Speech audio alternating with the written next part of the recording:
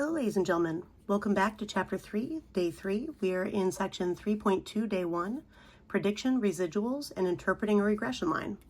By the end of this lesson, you'll be able to make predictions using regression lines, keeping in mind the dangers of extrapolation, calculate and interpret a residual, and interpret the slope and y-intercept of a least squares regression line. Go ahead and try these problems when we're done with the lesson. Let's begin. Right, so as stated, we are in Section 3.2, Day 1, Least Squares, Regression Lines, and Residuals. Now, you can get more information on these topics in the AP Daily videos in the AP Classroom. These are the videos you would want to reference. And also in our textbook on pages 176 to 182. Now, let's start with what is the general form of a regression equation, and what is the difference between y and y hat? Now, this symbol right here is referred to as y hat.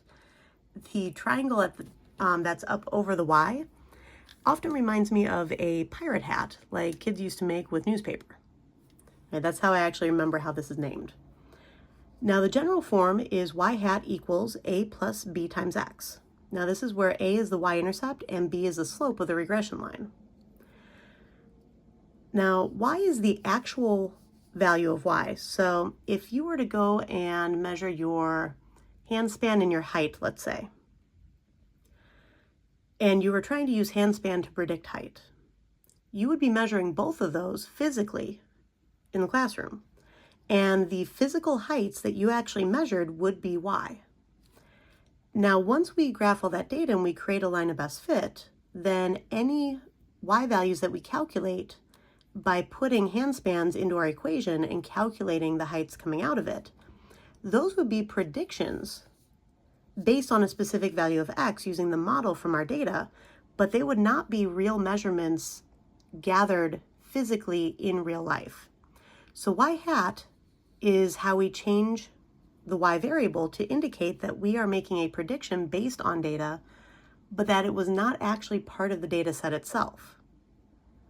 It's a prediction using an equation, a model, not a real life measurement. We do need to distinguish between those with our variables. That's why we have two different versions of y. And that's why it's important to remember which one is which. Now, what is extrapolation, and is it a good idea to extrapolate? Well, the definition is that extrapolation is the use of a regression line for prediction outside the interval of x values used to obtain the line. The further we extrapolate, the less reliable the predictions are. Now, we're often trying to extrapolate. That's why we often create models, is to see what could likely happen in the future. Well, the further out we get into the future, the less reliable those predictions are going to be, because we can't guarantee that the relationship that we observed in the past is going to be the same in the future. So we can extrapolate a few values ahead, but not a lot. We have to be very careful with that. All right, so that ties into our caution. Few relationships are linear for all values of the explanatory variable. Don't make predictions using values of x that are much larger or much smaller than those that actually appear in your data.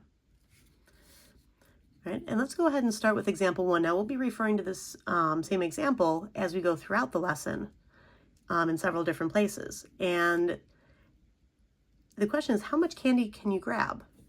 So the scatter plot shows the handspan in centimeters and the number of Starburst candies grabbed by each student when Mr. Tyson's class did the candy grab activity like we did on the first day.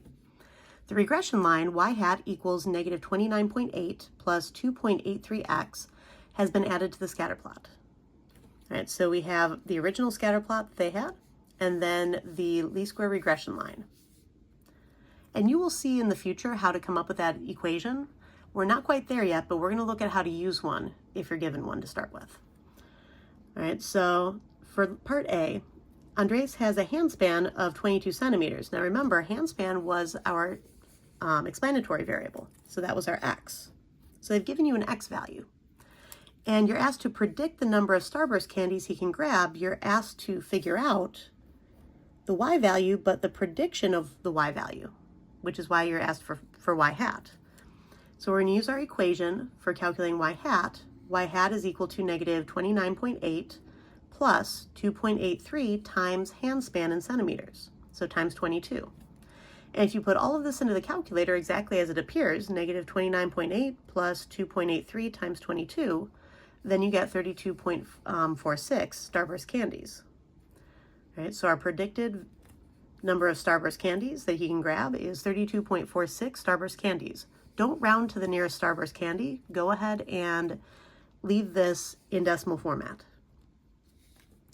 Now for letter B, Mr. Tyson's young daughter, Michaela, has a handspan of 12 centimeters. Predict the number of Starburst candies she can grab. All right, so the predicted number of Starburst candies she can grab is equal to negative 29.8 plus 2.83 times 12, which means that we're predicting that she could grab 4.16 Starburst candies. Now here comes the part that deals with extrapolation like we were just looking at. How confident are you in each of these predictions, and explain? Well, the prediction for Andres is believable because x equals 22. Do you see how that's right within our data set? It's within the interval of x values used to create the model. Now the prediction for Michaela, that one is not trustworthy because x equals 12 is far outside of the x values used to create the regression line. Take a look at these x values. It's anywhere from 17 up to about 24. Now that is a span of about 7 centimeters. So looking 5 centimeters below this, that's almost the entire span used to create the data that we're extending below this. All right, that's an extrapolation on the smaller end. All right, it's far outside of the x values used to create the regression line. So the linear form may not extend to handspans that small. We would actually have to redo this model using probably students from his daughter's class and creating a model for that general range of handspan sizes so we could make a better prediction. All right, so the first one's fairly trustworthy because it's within the data set gathered. The second one, not so much because that x value is far outside of the other x values.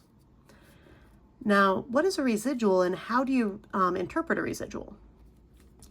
Well, the definition is that a residual is the difference between the actual value of y and the value of y predicted by the regression line. So what that means is that your residual is actually calculated by taking the real life y value that was measured, that was actually measured physically, and then the predicted y value that we calculate using our equation. That means that we're basically taking y minus y hat, actual minus predicted. Remember, you're in AP statistics, actual minus predicted. Actual comes first, predicted comes second. This is just kind of a memory trick to help you keep track of what order you should be doing your subtraction in, because subtraction does have a specific order and it is important. Now, there's a content connection that I want you to consider. Think back to finding standardized test scores. We would start by calculating the difference between the observed value and the expected value, the mean. We're still doing that. Right? The actual y value is the observed y value from the real life data point. The predicted y value is the value we would expect y to take for that same value of x using the model equation. So we're still looking at observed minus expected when we're dealing with residuals. It's just in the y direction. And our interpretation for this is that the actual, whatever we're measuring, so in this case, the actual number of Starburst candies is however many more or less than the value predicted by the regression line using whatever x value we were dealing with. And let's take a look at that in our second example, and we're again going to go back to the Starburst candies idea. And in fact, we're going to calculate the residual for Andres. So for example 2, can you grab more than expected? So here again is a scatter plot showing the handspan in centimeters and the number of Starburst candies grabbed by each student in Mr. Tyson's class. We have that same regression equation still. Find and interpret the residual for Andres, who has a handspan of 22 centimeters and grabbed 36 Starburst candies. Now, in order to start doing this, you need to know the predicted y value before you can take the actual minus the predicted. So if you had not already, you would need to go through and calculate the prediction.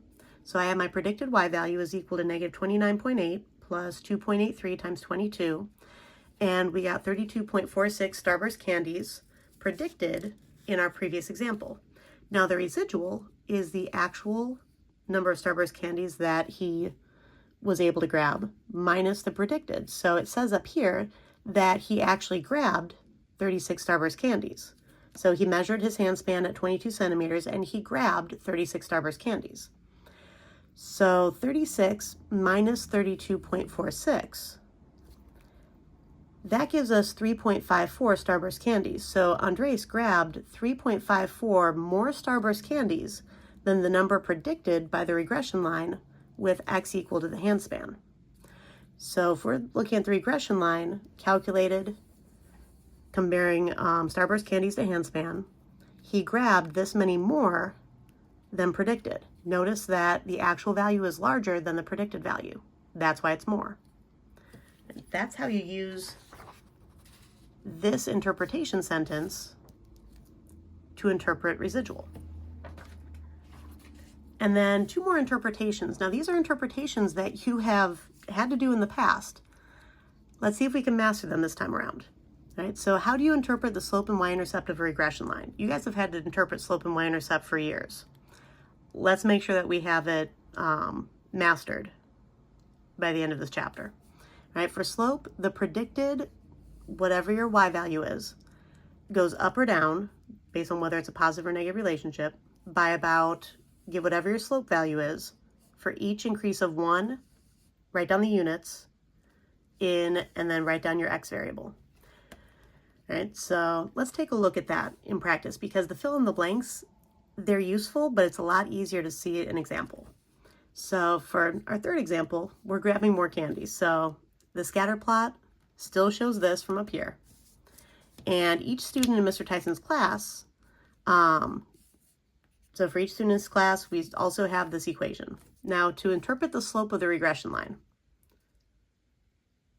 Sorry, I just had a little bit of a brownout, which is making the lights flicker on the video.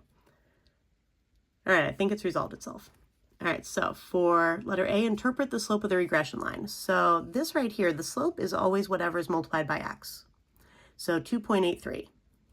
And we're always making predictions for our y variable, so the predicted number of Starburst candies that were grabbed.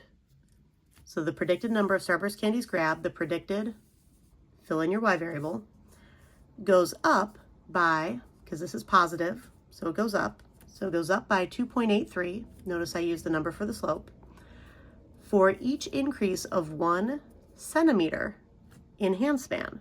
So hand span was measured in centimeters, and hand span is along my x-axis. It's my explanatory variable.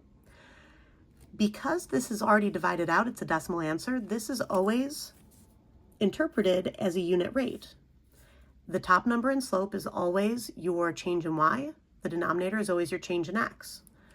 So the predicted number of Starburst candies grabbed goes up by your numerator for each increase of 1 units in whatever your x variable is. That's why these interpretations work that way. Now interpreting the y-intercept, whatever our predicted y value is, so the predicted, insert context for y here, is about blank when whatever your x variable is 0. Right, so in this case, we would be looking at the predicted number of Starburst candies grabbed is about negative 29.8 when hand span is 0 centimeters. Now, letter B is asking, does the value of the y-intercept have meaning in this context? If so, interpret the y-intercept. If not, explain why. The reason that you're sometimes asked this is that in this case, the y-intercept does not have meaning in this case. It's impossible to have a hand span of 0 centimeters. Right? That's just not possible. So, I mean, if someone didn't have a hand, they wouldn't be grabbing candy without it.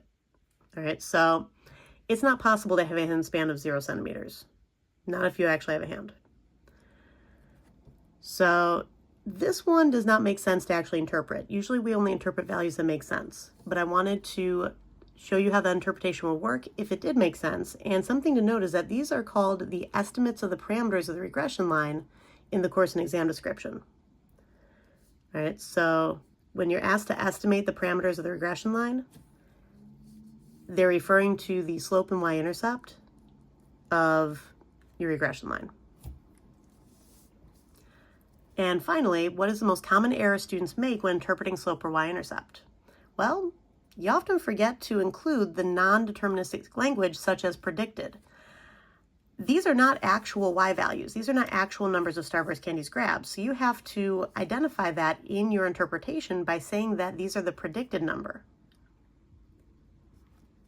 because that differentiates them from what we actually observed. All right, go ahead and try these problems, and I'll see you in class.